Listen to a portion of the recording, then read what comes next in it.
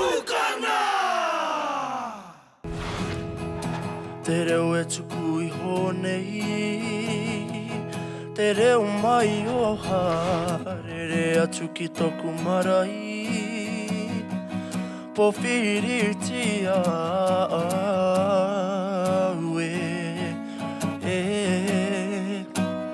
Aotearoa.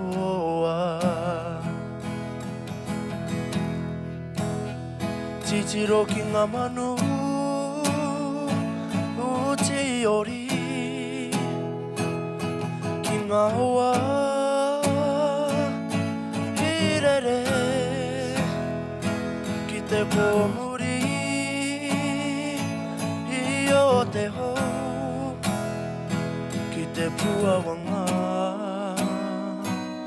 o Aotearoa. Mai iwi o te motu nei, tukahana ahunga o te whenua, e tū whakakotahitia au Aotearoa.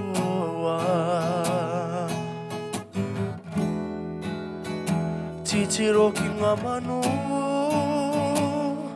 uti ori, ki ngā hoa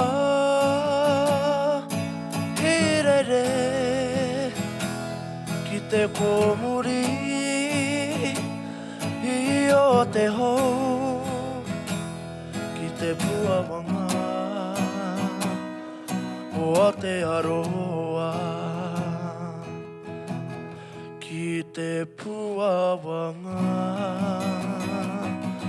o Aotearoa.